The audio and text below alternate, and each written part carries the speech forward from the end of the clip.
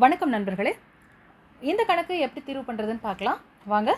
Find the sum of the series 1 + 3 + 5 up to 25 terms. அதாவது 1 3 5ன்னு போயிட்டே இருக்குது. அதில் வந்து பார்த்திங்கன்னா 25வது உறுப்புகள் வரை இருக்கிற கூடுதல் காண வேண்டும். இப்போ nth டேர்ம், இங்கே nth டேர்ம் என்னன்னு பார்த்தீங்கன்னா 25th டேர்ம். ஓகேவா? மொத்தம் 25 டேர்ம்ஸ் இருக்குது. அப்போ n = 25ன்றது அர்த்தம். இது வந்து பார்த்திங்கன்னா ஏபி. ஓகேவா? Arithmetic progression. ஸோ அரித்தமெட்டிக் ப்ராக்ரெஷனில் சம் ஆஃப் n டேர்ம்ஸ்க்கு வந்து 2 ஃபார்முலா இருக்குது. Sn அப்படிங்கிறது தான் சம் ஆஃப் n டேர்ம்ஸ். இதை நம்ம வந்து பார்த்திங்கன்னா n/2 × 2a + n - 1 × d. நம்மளுக்கு இந்த ஆர்டர் ஆஃப் அந்த போர்ட் மாஸ் தெரியும்ல, அதன்படி சால்வ் பண்ணும். ஓகேவா?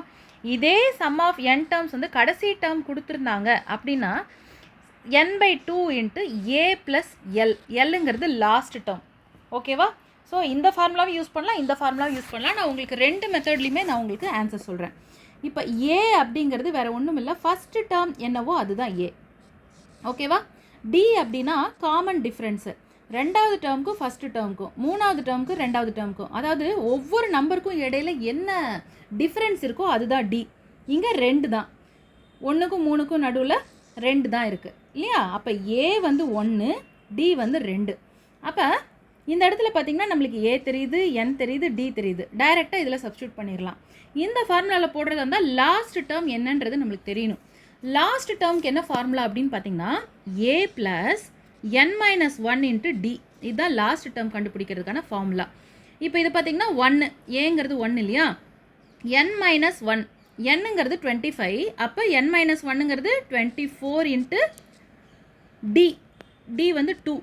ஓகேவா? இது வந்து போர்ட் மாஸில் நம்ம பண்ணணும், அதனால் முதல்ல மல்டிப்ளை பண்ணிட்டு தான் ஆட் பண்ணணும். 24 × 2 வந்து பார்த்திங்கன்னா 48. ஓகேவா? 48 + 1 எவ்வளோ? 49. அப்போ கடைசி டேர்ம் வந்து 49, எல்லுங்கிறது 49. சரி, இதில் வந்து பார்த்திங்கன்னா என்ன பண்ணலாம், n வந்து நம்மளுக்கு 25 இல்லையா? மொத்தம் 25 டேர்ம்னு சொல்கிறாங்க. அப்போ 25/2 × ஏங்கிறது 1 முதல் டேர்ம் ப்ளஸ் எல் இங்கே எவ்வளோ? 49.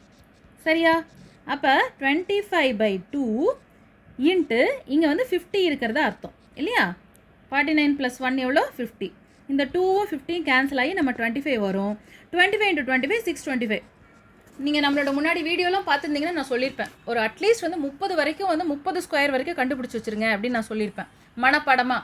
12 12 சார் 144, 13 13 சார் 169, இந்த மாதிரி வந்து அப் டு வந்து 30 × 30 900 வரைக்கும் போது நீங்கள் தெரிஞ்சு வச்சுக்கிட்டிங்கன்னா உங்களுக்கு மேக்ஸில் டைம் சேவிங்காக இருக்கும் அப்படின்னு நான் சொல்லியிருந்தேன்.